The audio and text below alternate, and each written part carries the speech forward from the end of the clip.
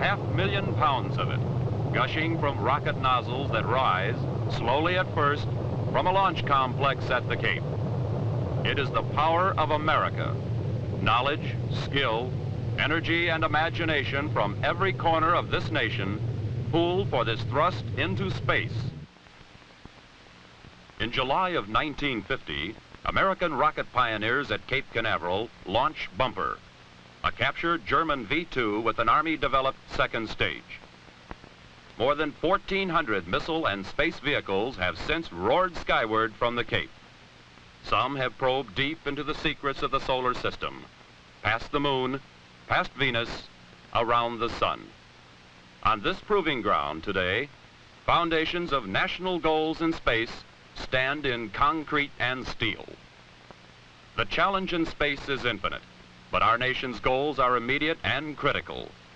America's leadership on Earth demands leadership in space. The job is not easy. Witness this launch of a Titan II. In the test arena, engineers subject all systems to the most exacting laboratory conditions. The missile is destroyed.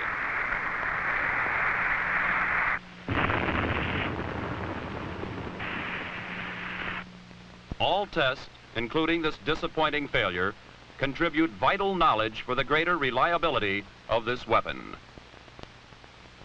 Now, the Martin-built Air Force Titan II is the big stick of American leadership. Its 6,000-pound warhead can be hurled 1/3 of the way around the globe with pinpoint accuracy. This flight was a milestone. Long-range cameras record staging.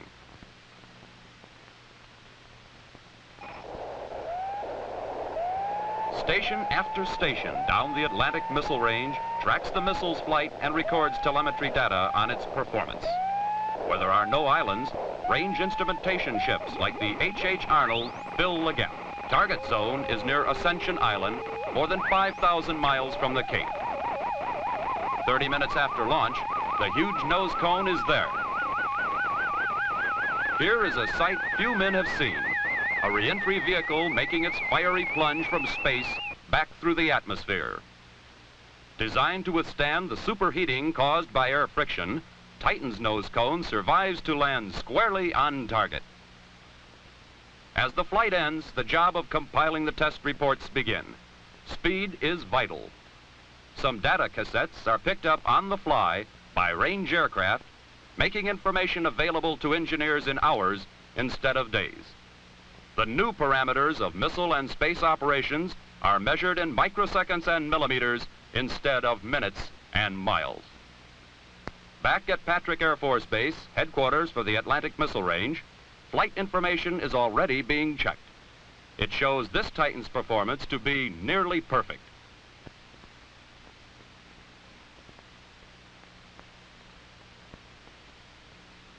This is good news to more than weapon system people, for Titan is earmarked to boost the two-man Gemini spacecraft into orbit.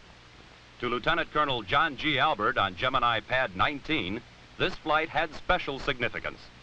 Colonel Albert is chief of the Gemini Launch Division, 6555th Aerospace Test Wing.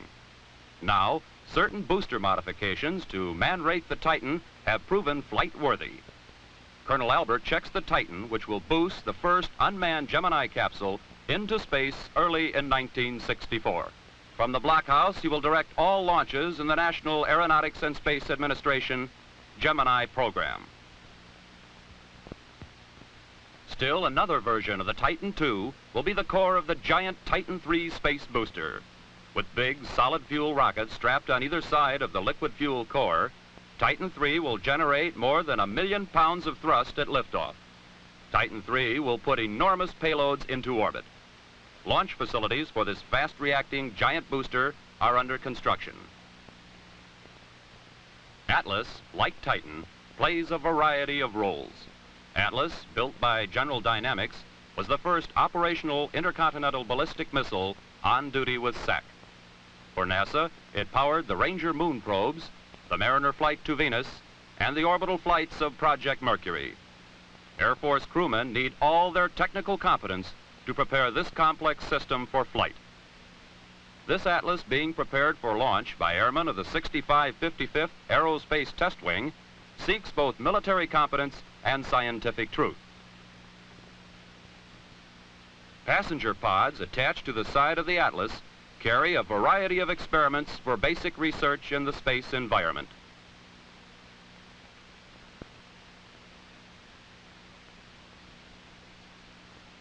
On the tip of this 90-foot tower of steel is a completely new type of nose cone designed to increase the effectiveness of this system. 2, 1, 0, plus 1, 2, 3, 4, 5, 6, 7, 8, 9, 10. 300,000 parts functioned perfectly when the Atlas roared to life, living up to its reputation for dependability.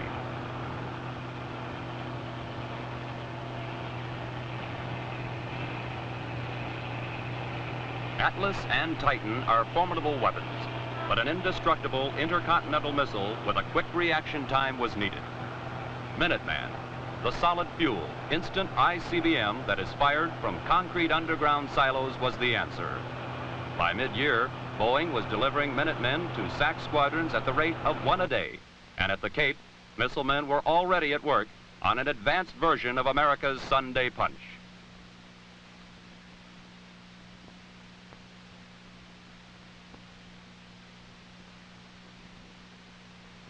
This early flight ended with an explosion that was visible for miles.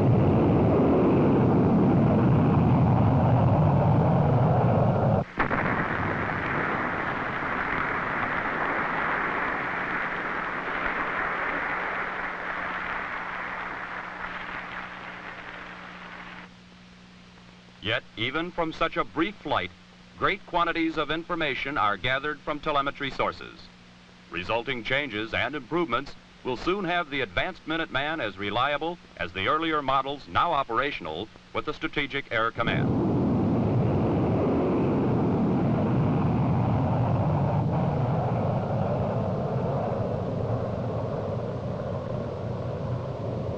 This November test, employing an entirely new second stage, streaked more than 5,000 miles down the Atlantic missile range to score a strike.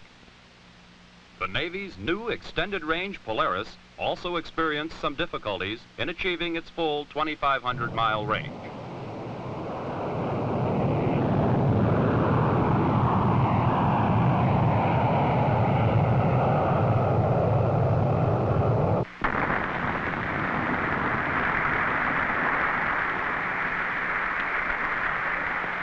By October, design changes had so improved reliability of the new bird that it was considered ready for the acid test, launch from a submarine. Every missile-firing submarine comes to the Cape for a shakedown cruise, which includes the launch of a production model Polaris. The USS Andrew Jackson was chosen to fire the first new model Polaris. Loaded with the Lockheed Corporation's new Polaris, the Andrew Jackson cruised a few miles off the coast of Cape Canaveral and submerged.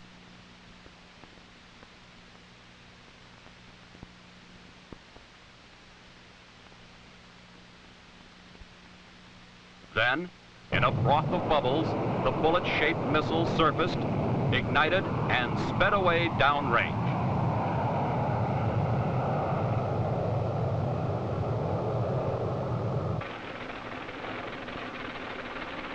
The Army completed development testing of their selective range Pershing with a demonstration of how this new tactical weapon earned the nickname Shoot and Scoop. Men from the Army's 2nd Missile Battalion of the 44th Artillery conducted this test under simulated operational conditions. The mobile launcher and support equipment, mounted on half-tracks, first made a grueling trek through rough Canaveral scrubland. Upon reaching the firing site, the rugged combat soldiers demonstrated their newly acquired technical skills by assembling the Pershing.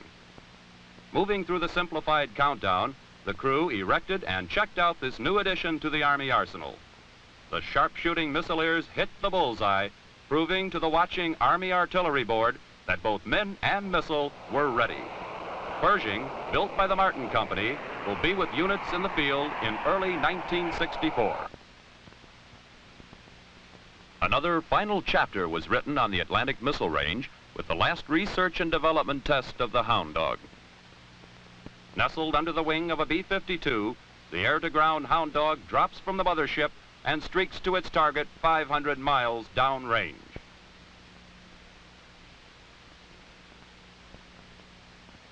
The Air Force Mace has been a sentinel on the outpost of freedom for years. Selected crews for this tactical weapon are brought to the Cape for system checkout and for launch training.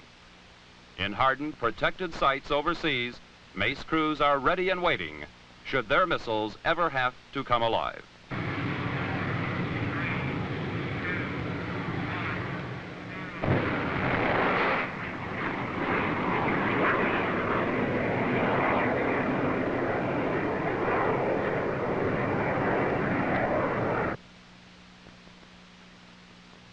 This is ASSET, the first winged spacecraft and virtually a flying laboratory. ASSET, short for Aerothermodynamic Elastic Structural Systems Environmental Test, was designed to attack a full spectrum of basic research problems relating to re-entry from space. Its findings will be applied to current programs and will increase options for designers working on future space hardware. In its 22-minute non-orbiting flight, it transmitted volumes of information over 137 telemetry channels. An Air Force Thor retired from overseas service with NATO sent ASSET on its successful flight. Thor, built by Douglas Aircraft Company, has launched more payloads into space than all other boosters combined. NASA uses the Thor Delta for a wide range of space projects. In May, a Delta orbited Telstar 2. Seventh in the series of Tyros weather satellites, was orbited in June. In July, SYNCOM, a new communication satellite, was placed in a difficult synchronous orbit 23,000 miles up. This perfect operation has led to plans for placing another SYNCOM, boosted by a Super Thor Delta, into orbit at the intersection of the equator and international dateline. Hovering over this spot, the Hughes-built SYNCOM will link Asia with North America for worldwide television transmission. Radio communicators for years have been plagued by the peculiarities of the ionosphere, a globe-circling band of electrically charged particles. Scientists from the Cambridge laboratories designed a 50-pound device to take the measure of this ion band. The Air Force Blue Scout was selected to send this payload 8,000 miles into space. The Blue Scout crew assembled this off-the-shelf booster and fitted its delicate payload in place. The Blue Scout is aimed at its target in space, much like a rifle, and spin motors maintain flight stability.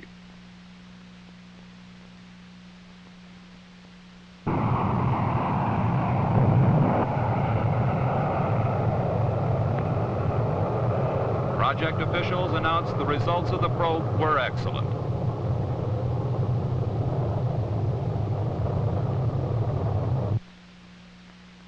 But not all of the rockets reaching into the secrets of space from the Cape are giants like Titan, Atlas, and Thor.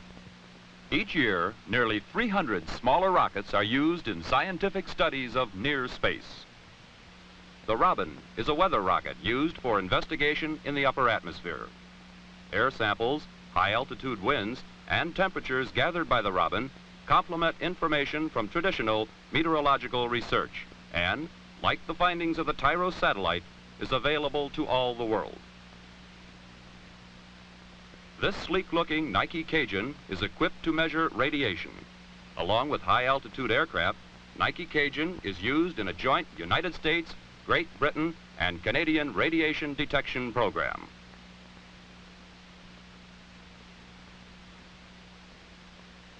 The Nike Smoke is used in studies of wind shear. Photographs of its smoke trail reveal the strength and drift of wind currents at various layers of the atmosphere.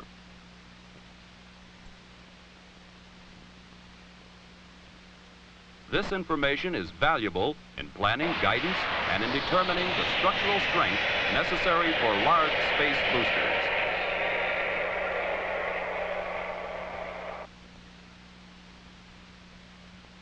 Yet no mechanism, however wonderfully wrought by the hands of men, can substitute for man himself.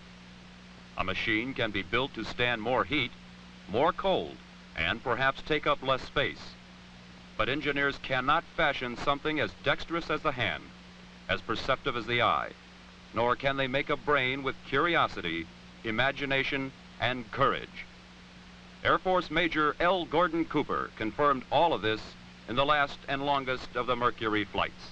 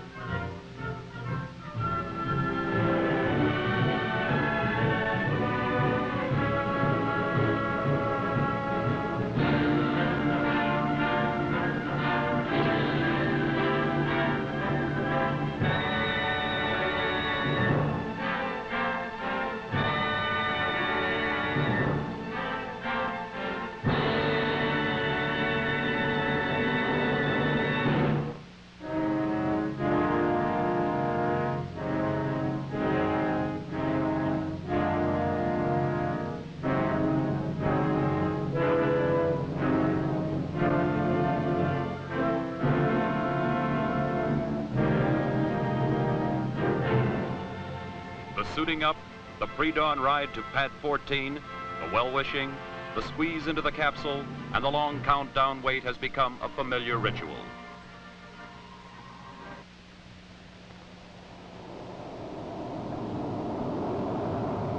But then the count reaches its final moments. Ignition.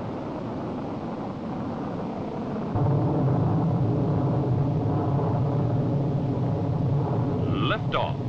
And a man is riding a flaming pillar of power.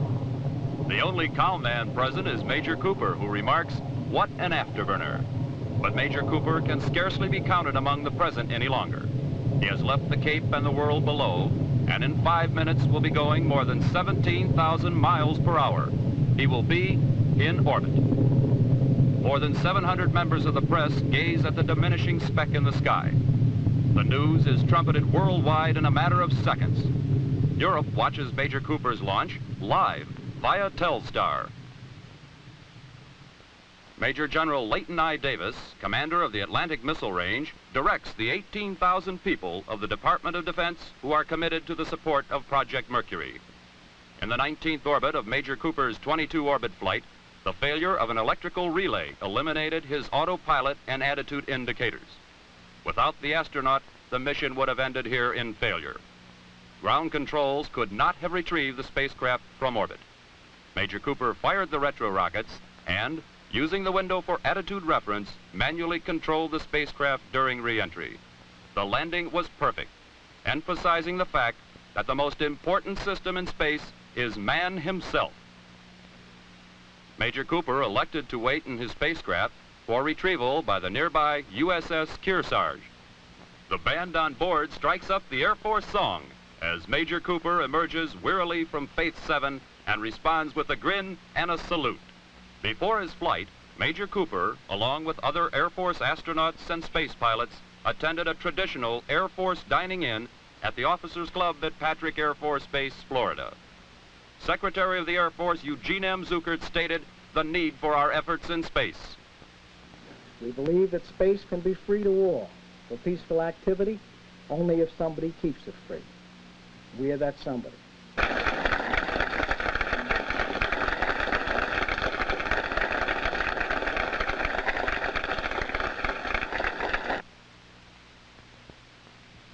Project Mercury scouted the frontier of space.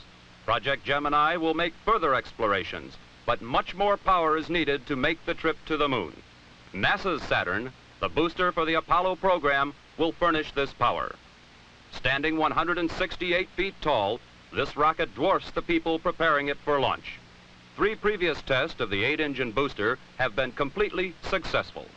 Primary objective of this test was to check booster performance with one engine shut down in flight. This flight, too, was successful. On November the 16th, 1963, Air Force One touched down at the Cape skid strip, bringing President Kennedy on his 3rd visit to America's spaceport.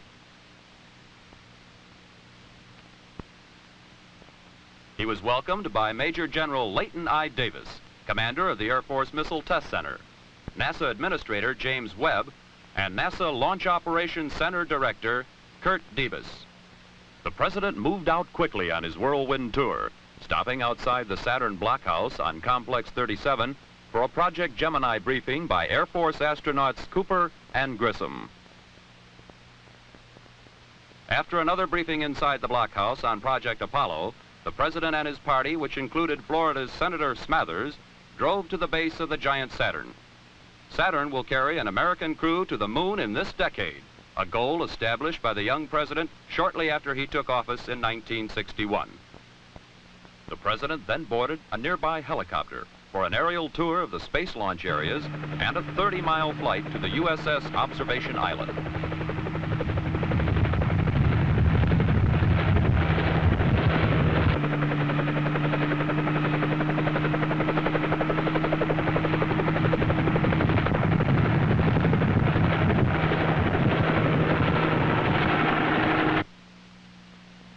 The Commander-in-Chief was piped aboard.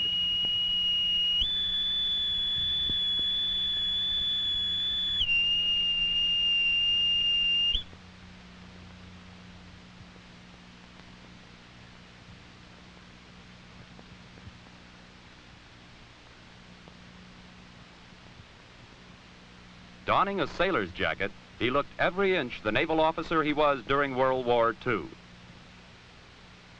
The fleet performed flawlessly, and President Kennedy saw his first Cape missile launch, a Polaris, from the submerged nuclear submarine, the Andrew Jackson.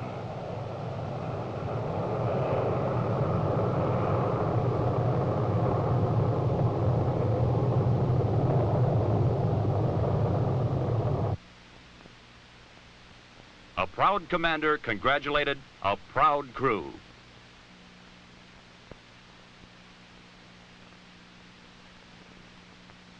The President returned to the Cape by helicopter.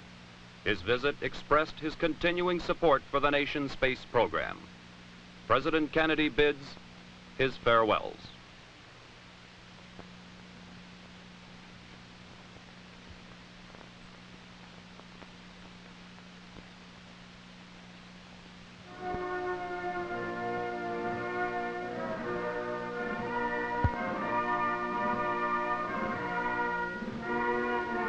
On November 25th, the Cape was closed. Officers and men of the Air Force Missile Test Center assembled for memorial services. Brigadier General Harry J. Sands, Jr., the center vice commander, spoke.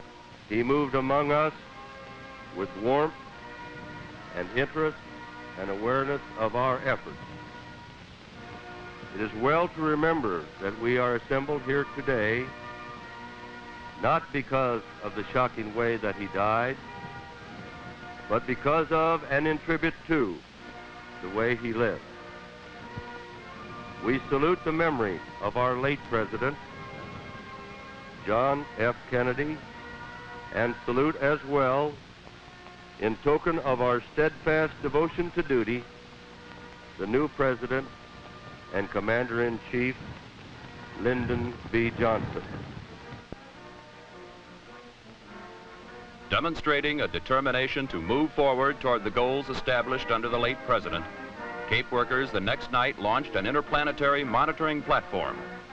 It was the 21st straight success for the Thor Delta. NASA underlined this determination the next day, successfully launching the Atlas Centaur. The entire Centaur upper stage was placed in orbit. On Thanksgiving Day, President Lyndon Johnson announced the Cape would trade one world-famous name for another. Cape Canaveral will hereinafter be known as Cape Kennedy.